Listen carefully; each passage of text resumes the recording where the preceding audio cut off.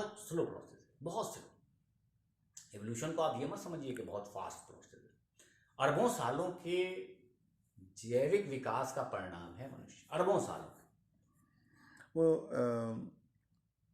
Story of civilisation ये करके इस साइड के पेज को पढ़ना C.E.M. जोर्ड ने, इस साइड वाले पेज को पढ़ना हमेशा, वो जो, हाँ ये मेरा रियल थॉट। उसमें जो है उन्होंने कहा कि आदमी की जो उम्र है तो कई लाखों साल की है ना, हम शायद प्राइमेट से लेके हाँ, और जिसे आप सिविलाइज्ड कहेंगे आदमी, तो भाई 5-6-7 7 हज़ार या 5 हज़ार साल से होगा। इस जो सभ्यताएं मिल रही हैं वो इतने साल पुरानी हैं।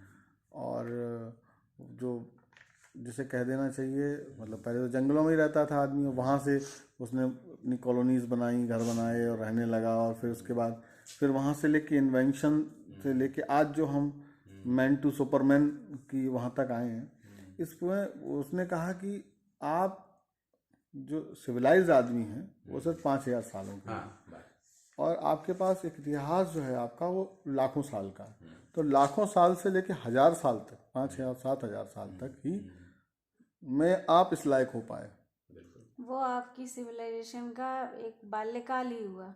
बाल्यकाल भी नहीं, उन्होंने यही कहा था शैशवावस्था। कि अभी उस हिसाब से अगर आप अपने को देखें तो आदमी की उम्र बहुत कम है, अभी उससे बहुत कुछ सीखना बाकी सिर्फ एक आकृति लेकर के दुनिया में आ पाए हैं, बस इस तरीके से। नहीं, बल्कि मैं ये मानता हूँ आकृति लेकर नहीं, बल्कि मैं ये मानता हूँ कि स्वयं को पहचानने की ताकत लेके आप ही पैदा हुए हैं, दूसरा कोई नहीं। ये बात भैया जो है ना, ये मैं इसलिए बहुत ज़्यादा ऑथेंटिक नहीं मानता, क्योंकि पशु भी हो सकता है इस चेतना से में भरे हुए हों, और पशु आदमी की तरह अतिक्रमण नहीं कर पा रहा है।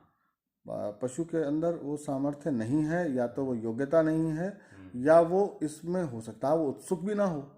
ये भी हो सकता है कि वो, हाँ चलो, इसको मैं आपकी इस बात में नकार नहीं सकता हूँ, क्योंकि देखिए हम उनके थॉट्स को नहीं जानते अभी।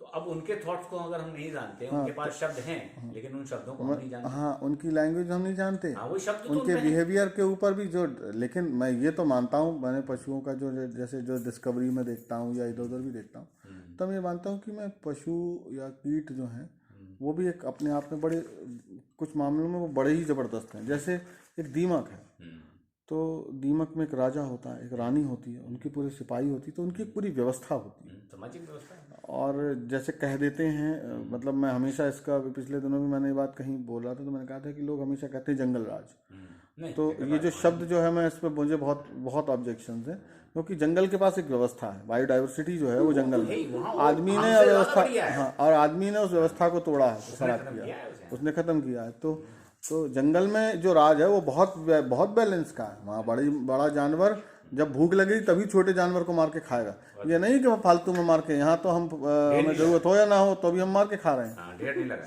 तो ये जो व्यवस्था है जंगल की, या जो व्यवस्था जो मनुष्य जो पशुओं की है, या उनका जो संसार है, मैं उसे मतलब ऐसे मनुष्यों से हीनतर मैं एकदम कहने की हिम्मत नहीं करता हूँ। नहीं, वो मेरा देखिए, मैं क्यों कह पाता हूँ ये बात, वो मैं ये महसूस करता हूँ कि एक्चुअली जानवरों की उस लेवल से नहीं बोलता हूँ मैं ये मानता हूँ कि एक्चुअली देखिए, जानवर को प्रकृति ने जानवर बना दिया। क्यों? कि उसको उन्होंने ये स्वतंत्रता नहीं दी कि भाई एक, जो हम जैसे आदमियों में आपने देखा कि भाई एक आदमी बुद्ध हो गया, एक महावीर हो गया, एक नानक हो गया, एक कबीर हो गया, लेकिन आप जानवरों की किसी श्रृंखला में इस तरह का कुछ भी नहीं देख पाएंगे। तो ये जो चीज है ये बताती है कि मनुष्य ही एक ऐसी प्रवृत्ति के साथ पैदा हुआ जो कहीं ना कहीं उस लेवल का अतिक्रमण करेगा जो प्रकृति ने उसे दिया है। प्रकृति ने आपको जिस लेवल पर पैदा किया, आप उस लेवल तक रहें या उससे पार भी आ सकते। तो ऐसा एक नहीं, हजारों पुरुषों ने करके दिखा दिया। तो ऐसा ही नहीं कि हमारी धरती पे ही हुआ, और बाहर की धरतियों पर भी हुआ। मतलब सेंस ये है कि यूरोप में भी ऐसे बहुत सारे संत हुए, अमेरिका में भी संत हुए। तो ये सब होना ये बताता है कि आप उस श्रेणी से कहीं अलग हैं।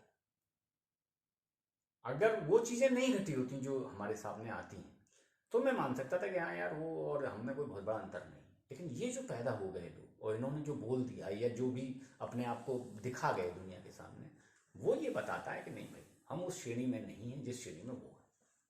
अच्छा, दूसरा आध्यात्मिकता से अगर आप इसे जोड़ें, तो मैंने ये महसूस किया कि पशु मनुष्यों से आध्यात्मिक रूप से मतलब आप हो सकता है मैं एनक्रोच कर रहा हूँ ये बात कहते हुए कि जैसे महाभारत में आप देखिए युधिष्ठिर के साथ कुत्ता गया आखिर में। इसकी जिस चेतना के जिस लेवल पे युधिष्ठिर थे या जिस तरीके की वो मतलब मोस्ट पायस सोल माने गए मतलब महाभारत में, उस मुकाबले में उनके ना तो कोई भाई थे और ना उनके समकक्ष कोई और महाभारत का चरित्र था सिवाय कुत्ते के। कुत्ते के अंदर वो प्योरिटी थी कि वो स्वर्ग के द्वार तक गया उनके साथ और स्वर्ग तक गया। तो जैसे मुझे लगता है कि एनिमल्स जो हैं वो इस आध्यात्मिकता में भी कहीं किसी से कम नहीं थे।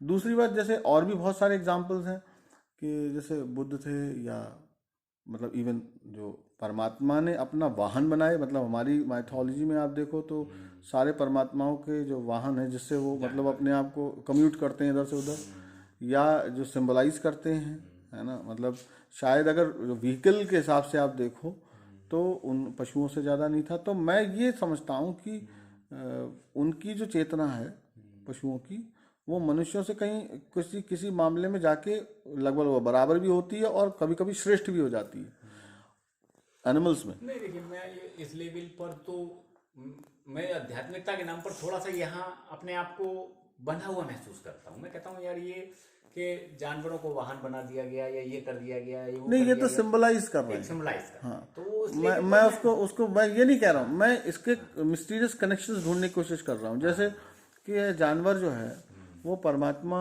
या उन स्पिरिचुअल सोर्स से, जैसे बुद्ध के पास क्या होता था कि बुद्ध के पास सारे पशु आते थे। आप किसी भी स्पिरिचुअल सोल को देखिए वो एनिमल्स के प्रति बहुत वो होता है, मतलब चाहे कोई भी परमात्मा का कोई भी मैसेंजर हो। जीसस जो थे वो उनको जीसस को पता है शायद कहीं कहा जाता था कि जीसस अपने शिष्यों को भेड़ कहा करते थे। नहीं, वो भेड़ नहीं चराते थे। नहीं, भेड़ चढ़ाते नहीं, बाइबल में उन्होंने एड्रेस किया है। अच्छा। और अपने को गडरिया बोला है, खुद को शेफर्ड कहते थे और वो तो ठीक है, वो भेड़े कहा करते थे। भेड़े ही और जैसे जो अब आप वो भजन कहते हैं तुम ढूंढो मुझे गोपाल मैं ढूंढ खोई गैया तेरी, तो वो भगवान कृष्ण ने भी अपने को मतलब जानवर से जोड़ा। मतलब जो भजन में है कि वो इस कनेक्शन को मैं बात कर रहा हूँ। मेरा हिंट जो है इससे नहीं है कि वो गैया है और क्या है, मेरा मतलब ये है कि वो जानवर के साथ उनकी चेतना कहीं ना कहीं मनुष्यों की चेतना से या उस सुप्रीम चेतना से कहीं ना कहीं। जैसे आप जो कह रहे हैं ना, आप यहाँ थोड़ा सा डिस्टिंग्विश कर रहे हैं, मतलब एक थोड़ा भिन्नता पैदा कर रहे हैं, जबकि वास्तविकता में जो चेतना है ना वो चेतना बस विकसित हुई है मनुष्य तक आते आते। वो पशु में भी वही है और एक मनुष्य में भी वही है, डिफर कहीं भी नहीं है, चेतना से कहीं डिफर नहीं, मैं डिफरेंस की बात नहीं कर रहा हूँ, मैं डिस्टिंग्विश भी नहीं कर रहा।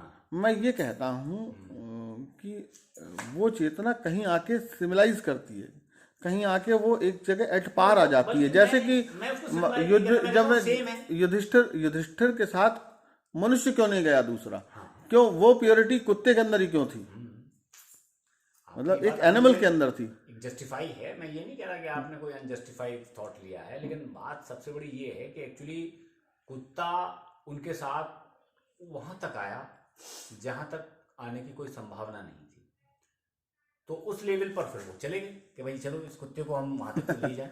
तो वो है कि भाई अच्छा कुत्ते की आदत है, एक बार चल देता है पीछे से। अच्छा, इस जो स्पिरिचुअल एनर्जी है, स्पिरिचुअल एनर्जी जो है, जैसे मैंने जो मतलब जो मैं पढ़ाया सुना देखा है कि जो स्पिरिचुअल एनर्जी होती है वो जानवरों को बहुत जल्दी अपनी ओर अट्रैक्ट करती है। चाहे सुपर नेचुरल जैसे कहते हैं लोग कि भाई कुत्ते को भूत जल्दी दिखाई देते हैं, या जैसे बताते थे कि जहाँ महात्मा बुद्ध बैठा करते थे वहाँ शेर और बकरी एक साथ पानी पी लिया करते थे सारे जानवर। स्वामी हरदास जब कभी बहुत कहते हैं बहुत अच्छे गायक थे, गाया करते थे तो सारे पक्षी और पशु सब एक साथ बैठ के सुन लेते थे।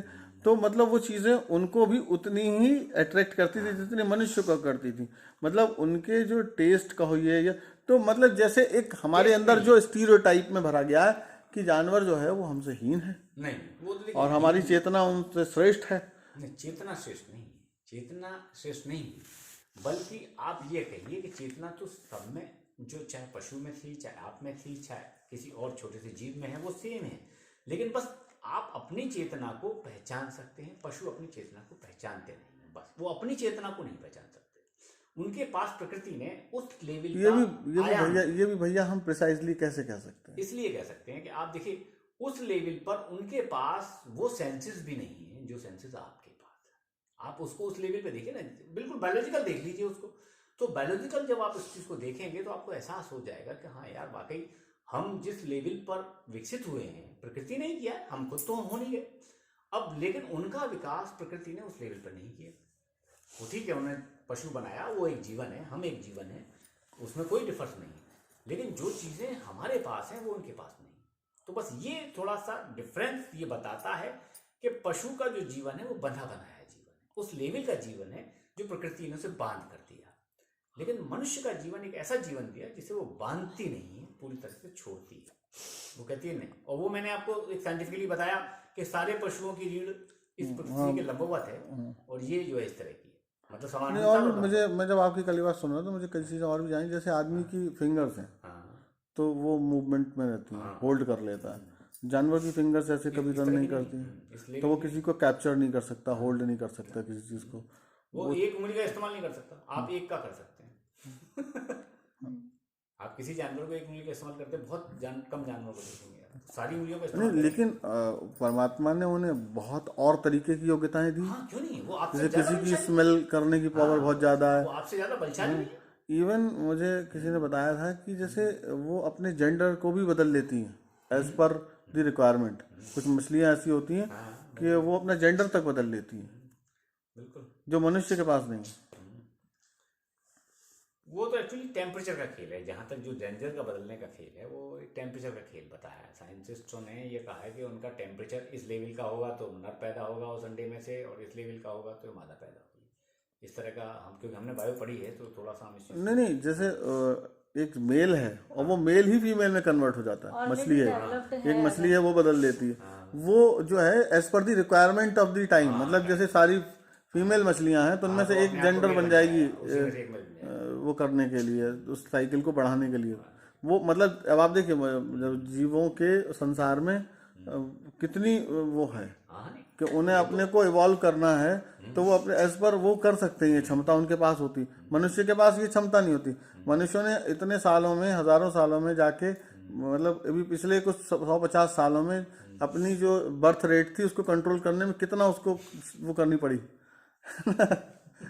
जानवर ने कितना हो गया।